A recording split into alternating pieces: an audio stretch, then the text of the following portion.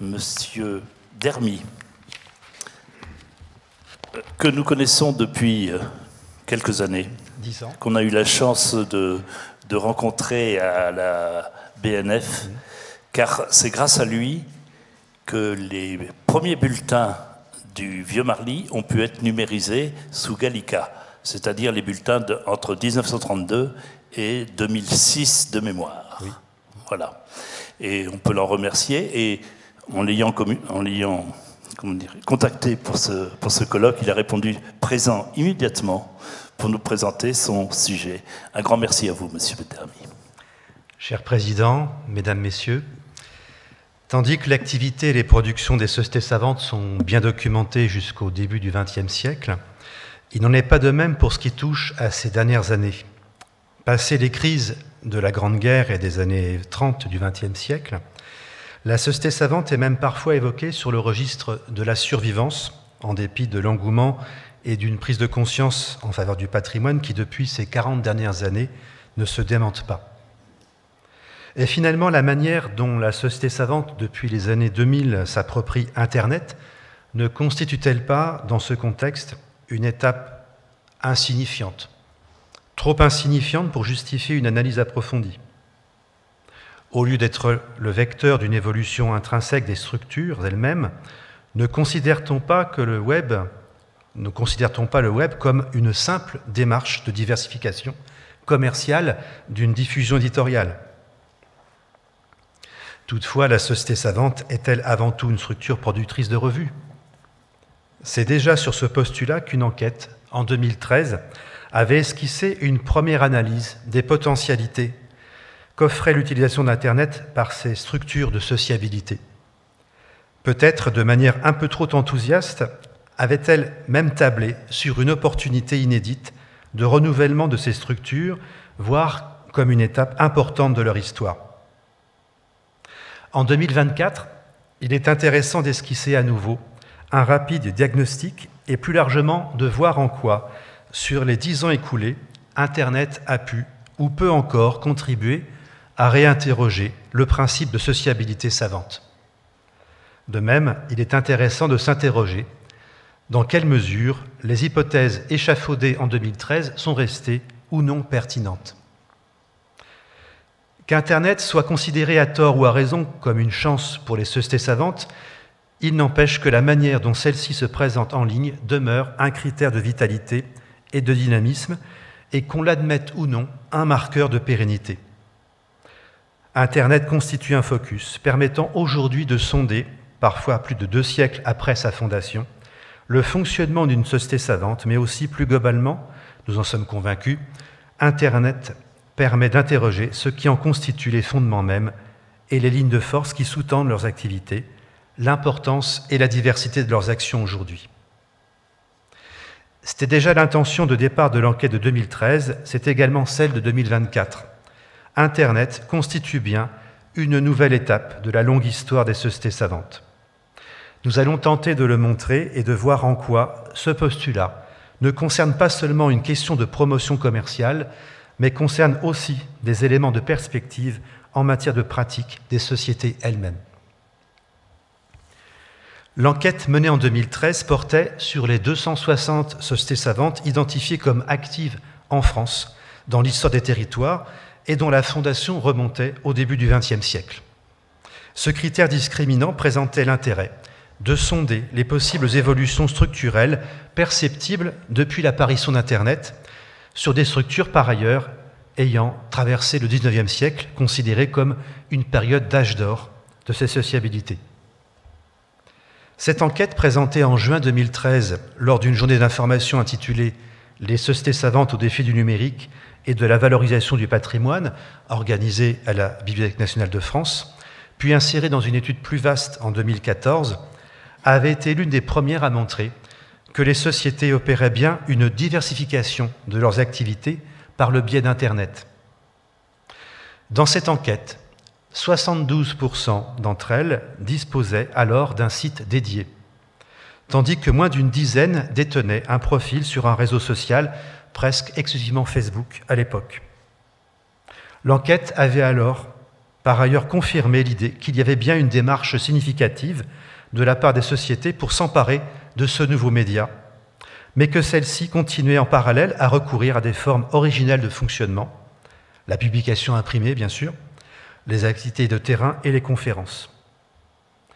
Même si Internet permettait un élargissement des publics en faveur d'une sociabilité virtuelle et donc d'une plus grande diversité, cette enquête ne témoignait pas d'une mutation dans les manières d'interagir et de travailler.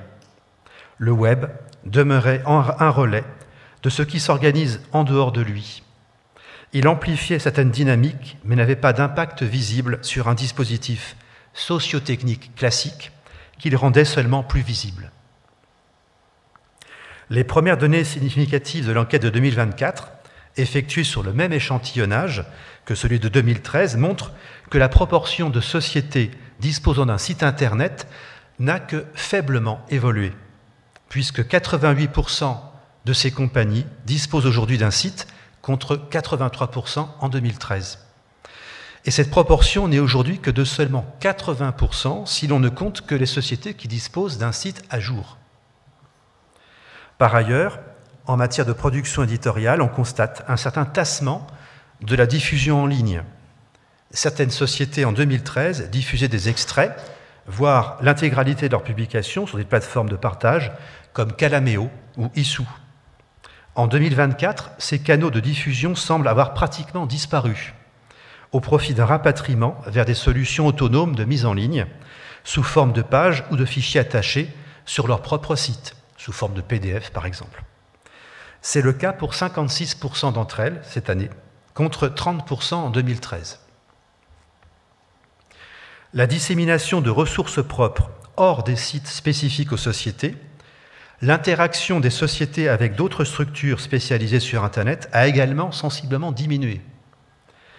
Un tiers des sites de sociétés proposaient en 2013 à leurs visiteurs des liens renvoyant vers d'autres ressources ou d'autres sites travaillant sur les mêmes sujets d'études. Ce chiffre est sensiblement le même en 2024, si toutefois on y inclut tous les liens dits de courtoisie vers des sites amis. Les sociétés savantes d'un même territoire ou d'une même catégorie, au sein par exemple de la Conférence nationale des académies ou au sein d'une même fédération régionale. De même, quelques sociétés relayaient en 2013 l'importante offre de Gallica en matière de publications savantes anciennes, celles relevant aujourd'hui du domaine public. Là encore, les données de l'enquête de 2024 réservent quelques surprises par rapport aux perspectives qui avaient pu être formulées à l'époque. Les séries anciennes sont aujourd'hui paradoxalement moins relayées par les structures qui les ont pourtant produites à l'époque, y compris lorsque ces sociétés sont par ailleurs partenaires de la BNF pour la diffusion de publications plus récentes. Ce qui concerne tout de même en 2024 près de la moitié des sociétés savantes concernées par le périmètre de la présente enquête. En 2013, seuls 17% des sociétés relayaient leurs ressources numérisées sur Gallica et 20% les diffusaient directement sur leur propre site. En 2024, ce chiffre n'a pas évolué, mais seulement, si on y inclut 11% qui diffusent sur leur propre site des ressources téléchargées depuis Gallica, soit par conséquent en double diffusion. Enfin, 63% publient leur sommaire, dans une proportion elle aussi demeurée inchangée par rapport à 2013. Enfin, tandis qu'en 2013, l'édition électronique sur certaines plateformes, comme des carnets de recherche sur hypothèse, demeurait très ponctuelle, cette proportion n'a pas non plus évolué en 10 ans. Ces premiers éléments montrent qu'Internet n'a pas été exploité comme un média de compilation et d'animation d'une production éditoriale, ni comme mode de diffusion spécifique de données scientifiques, comme on avait pu l'imaginer en 2013. Autre donnée intéressante, il y a 10 ans, l'interaction en ligne entre les sociétés savantes et leur public constituait une perspective particulièrement remarquée, révélée par l'enquête, en particulier dans la manière dont les sites de ces structures s'affirmaient comme la manifestation de communauté et de sociabilité virtuelle. Ces perspectives étaient notamment identifiées à une démarche des sociétés visant à gagner en réactivité vis-à-vis d'une certaine actualité du moment. La souplesse des mises en ligne sur le web rendaient possible cette réactivité. À partir de leurs expertises et d'une documentation accumulée de longue date, ces structures montraient ainsi qu'elles pouvaient interagir avec des événements de la vie locale. Une telle implication donnait un autre jour sur certaines facettes traditionnelles de leurs activités, et dans ce domaine, le web constituait, valorisait une capacité de sensibilisation et d'interpellation en direction des publics, mais aussi des collectivités, y compris sur des sujets de débat. En cela, l'enquête de 2013 soulignait la manière dont elle s'inscrivait pleinement dans les pratiques du web à travers la mobilisation de réseaux et dans les prises de position publiques. Ainsi, les appels à la vigilance en direction des acteurs institutionnels, urbanistes, aménageurs et amateurs éclairés par rapport aux enjeux patrimoniaux des plans d'urbanisme ou des projets immobiliers. Investigation enrichie sur les sites des sociétés de dossiers complémentaires et documentés. Force est de constater qu'en 2024, cet aspect de l'activité des sociétés n'est plus investi sur les sites analysés, sinon sur les réseaux sociaux, mais de manière, hélas, beaucoup plus cursive et superficielle. Parmi les contenus en ligne les plus mis en avant en 2013 figuraient également les amorces de dispositifs de recherche participative. C'est par leur production collective et une confrontation entre acteurs qu'Internet offrait l'opportunité de renforcer la spécificité et l'originalité des sociétés savantes telles qu'elles pouvaient avoir été identifiées à leurs origines. Les séances publiques étaient originellement l'espace permettant à certains membres d'exposer réflexions et hypothèses. Leur publication dans des organes à périodicité rapprochée permettait des mises à jour et des correctifs. Le site Internet apparaissait en 2013, à son tour, en mesure de permettre virtuellement ces constructions collégiales et cette réactivité, notamment par le biais de forums et de réseaux sociaux. Dans cette perspective, certaines sociétés enrichissaient leurs sites d'espaces de ressources au service de leur communauté, rassemblant des outils de travail, des ouvrages de première main, des bibliographies, des bases de données ou encore des fiches de lecture. Toutes sortes d'outils permettant et invitant à l'identification de certaines ressources privées, à la constitution de mémoires vives contemporaines sous forme d'appels à témoins. Elles pouvaient même se réapproprier d'autres contenus présents ailleurs en ligne, constituant des compilations venant compléter et prolonger leurs données. Certaines sociétés s'érigeaient par conséquent, sur leur domaine, en observatoires, en médias de veille et de décryptage du web. En 2013, ces dispositifs de recherche participative, peu fréquents, apparaissaient autant sur le site des sociétés lui-même que sur leur page Facebook. En 2024, si ces activités perdurent, elles ne sont pratiquement plus visibles en ligne. L'enquête de 2024 sur l'activité des sociétés savantes en ligne conclurait-il, par conséquent, à un essoufflement, voire à un échec? Force est de constater que fréquemment, une fois le site Internet créé et développé, les perspectives qu'on pouvait en attendre en matière d'animation et de pratique n'ont pas été suivies d'effet. Par ailleurs, les informations disponibles en ligne sont désormais plus largement descendantes que contributives. Bien plus, beaucoup de sociétés ne sont pas parvenues en 2024 à faire évoluer leur site, voire à le mettre à jour. Et certaines informations sont devenues notoirement obsolètes. La génération d'acteurs qui a permis la mise en place de ces sites s'est-elle essoufflée, découragée face au coût et au temps à investir, ou bien n'est-elle pas parvenue à se renouveler?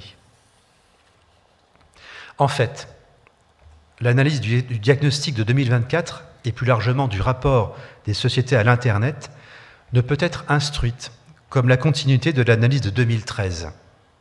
Elle doit en revanche repartir des mêmes postulats. Et comme ce qui avait déjà été fait il y a 10 ans, elle ne saurait s'éloigner d'une réinterrogation, d'une réinterprétation des principes fondamentaux qui régissent depuis toujours les sociétés savantes, à la lumière de ce qu'on en décèle aujourd'hui sur Internet. Autrement dit, il reste nécessaire d'analyser l'activité en ligne des sociétés à l'aune du modèle normatif de leurs origines et de poser autrement la grille de lecture qui permettait déjà en 2013 cette transposition des caractéristiques traditionnelles des sociétés à certaines de leurs pratiques en ligne aujourd'hui. Comment cette grille de lecture a-t-elle été formulée en 2013 ? Tout d'abord en dépassant certaines définitions parmi les plus fréquentes concernant les sociétés. Celle, d'une part, je cite, « d'un groupement d'érudits qui produit et diffuse de la recherche à des fins scientifiques ». Fin de citation.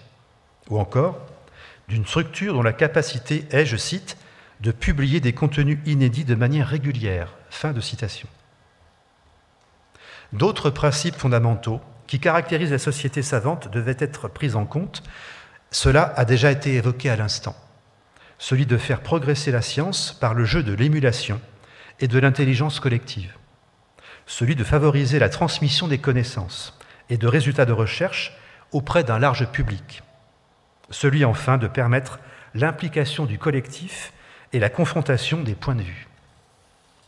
Certes, il y a 10 ans, il avait été intéressant de voir en quoi la mise à disposition en ligne des publications des sociétés savantes, notamment sur Gallica, influait sur la manière dont celles-ci s'en étaient emparées et en quoi cela pouvait orienter leur propre mode de fonctionnement, en particulier concernant des pratiques liées à l'interaction et au travail participatif.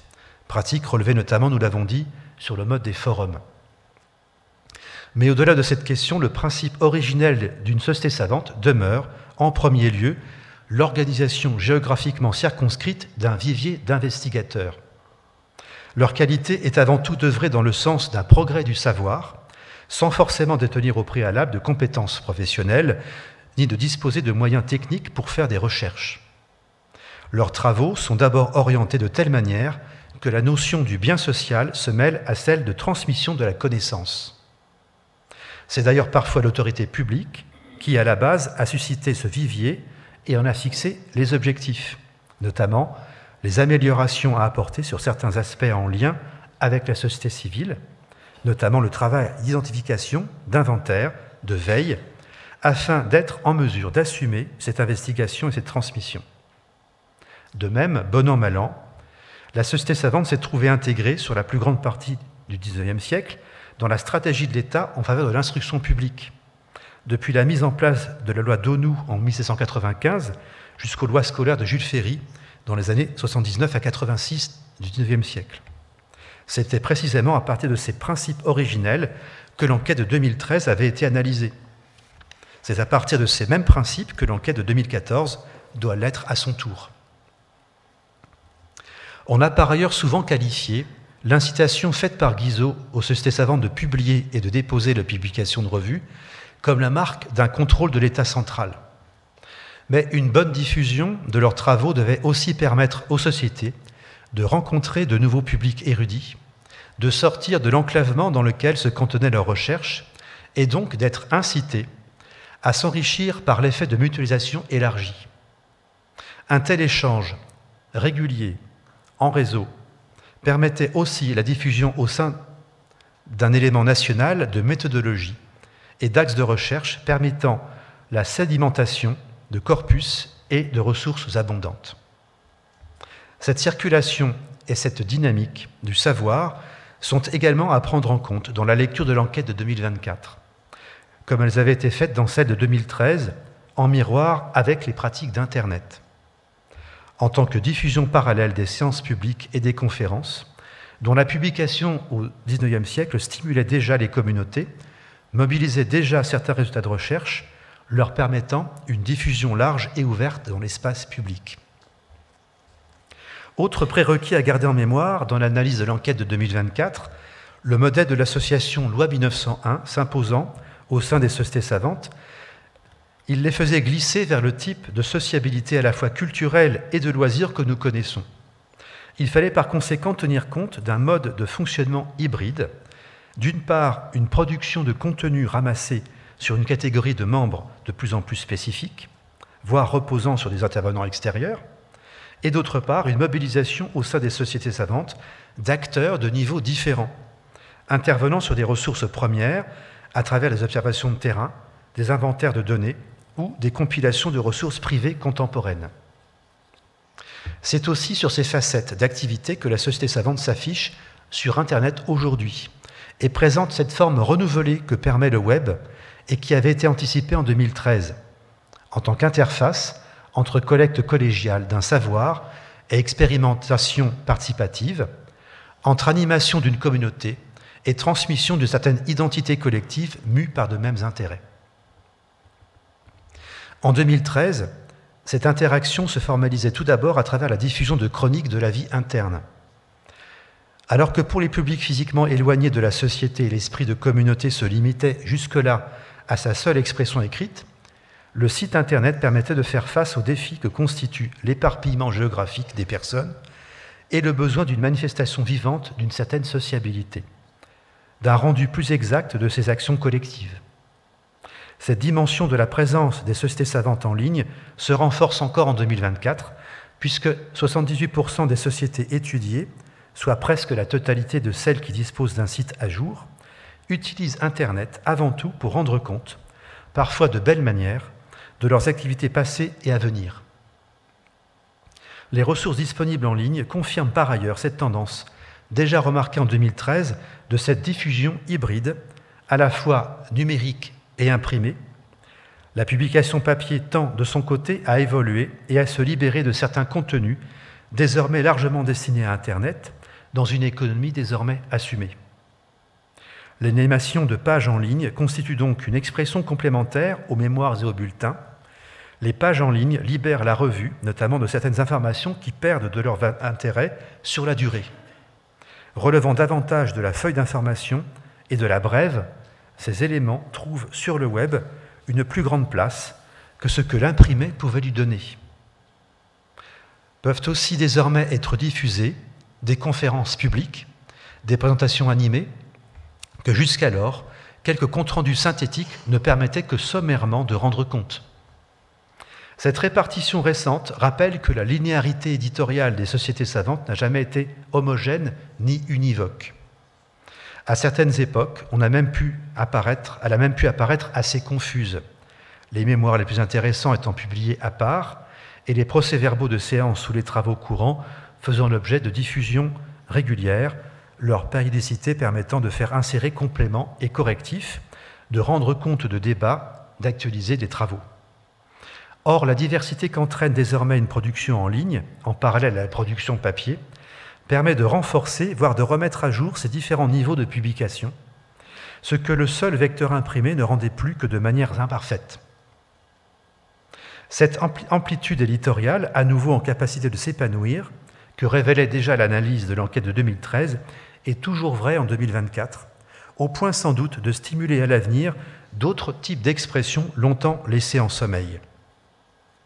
De même, les sociétés savantes demeurent, certes, d'éminents acteurs culturels en matière d'organisation de conférences, de visites commentées et de sorties. Mais en 2024 comme en 2013, Internet demeure un vecteur précieux de diffusion de cette capacité culturelle et de sa dynamique. L'accessibilité sur Internet de l'image, du son ou de la vidéo constitue la garantie que se trouve valorisée et amplifiée cette mission fondamentale de la société savante qu'est la transmission. Celle d'une large mise à disposition de connaissances, d'une vulgarisation auprès d'un public le plus large possible. Malgré les aléas de certains services en ligne, comme la chute en 2020 du logiciel phare qui était Flash Player, qui avait permis d'enrichir de nombreux sites par la réalisation et la diffusion d'animations très convaincantes, les sociétés investissent toujours plus les réseaux sociaux comme Facebook ou Instagram et disposent de moyens de plus en plus adaptés pour la diffusion de leurs ressources. Encore très anecdotique, en 2013, les structures qui disposent d'une chaîne à leur nom sur YouTube constituent en 2024 12% de l'échantillon étudié. Et en fonction des sociétés qui les postent, ces éléments peuvent en particulier être suivis à la suite sous forme de liste de lecture. En ce sens, Internet constitue bien l'un des moyens incontournables pour être identifié en vertu de programmation propre aux sociétés savantes et en vertu d'un périmètre d'expertise et d'intervention qu'il aurait reconnu comme légitime dans l'espace public. Sur les 10 ans écoulés, l'activité des sociétés savantes en ligne, telle que le diagnostic de 2013 l'envisageait, constitue certes un bilan en demi-teinte. L'objet de l'étude, une activité au long cours sur Internet, se présentait lui-même comme peu stabilisé. Et c'était peut-être l'une des faiblesses de l'exercice. Le web est et demeure de fait dans un contexte de profondes évolutions, tant du point de vue ergonomique que technologique. Il semble donc que ce soit plutôt une phase d'appropriation initiale en 2013 qui ait marqué le pas et qui en 2024 semble avoir été dépassée, ce qui justifie que les perspectives attendues en 2013 en matière de dynamique ne se soient pas complètement confirmées. Au contraire, en un second temps, il semble que les sociétés savantes se soient emparées d'Internet autrement. On le voit aujourd'hui par le soin avec lequel certains sites sont remis à jour, alimentés et richement illustrés. De même, on le constate dans l'investissement et dans la diffusion de ressources audiovisuelles. En revanche, Internet n'est plus envisagé comme un vecteur fondamental de sociabilité érudite, comme cela a pu l'être envisagé en 2013. À l'aune de l'analyse croisée des sites, à 10 ans d'intervalle, le web, en effet, n'a pas modifié en profondeur le fonctionnement de ces structures. La prise en main de ce nouveau média n'a constitué qu'une tierce activité s'ajoutant à la publication et à l'activité de terrain. Si l'enquête de 2013 permettait d'appréhender l'essor de nouvelles pratiques virtuelles, en particulier la recherche participative, les quelques cas relevés n'ont pas été les prémices d'une mutation significative dans les manières de produire et d'interagir. Face aux avatars successifs, tant techniques qu'ergonomiques d'Internet, la société savante, dans ce contexte incertain, présente en fait une capacité de résilience qu'il s'agit aujourd'hui de souligner et dont elle a déjà fait preuve tout au long de son histoire, que ce soit face aux évolutions réglementaires, culturelles ou sociologiques qu'elle a déjà traversées. On peut aussi émettre l'hypothèse qu'une trop forte implication sur Internet soit un temps apparu aux yeux des acteurs des sociétés savantes comme un danger dont il fallait se garder, que cet investissement sur un périmètre d'action tant du point de vue des publics que de la recherche devait être mis en balance, à moins d'en perdre son âme, avec un indispensable et vital investissement sur le terrain. Le web demeure encore, pour les sociétés savantes, un relais de ce qui se fait en dehors de lui. L'existence numérique de celle-ci demeure, par conséquent, proche d'un dispositif d'appui à d'autres activités. À défaut de transformation, Internet permet cependant de remettre en lumière, de réaffirmer et de consolider certaines des caractéristiques originelles et fondamentales des sociétés, à savoir la formalisation d'une sociabilité, la mise à disposition et la transmission auprès de tous les publics. Je vous remercie.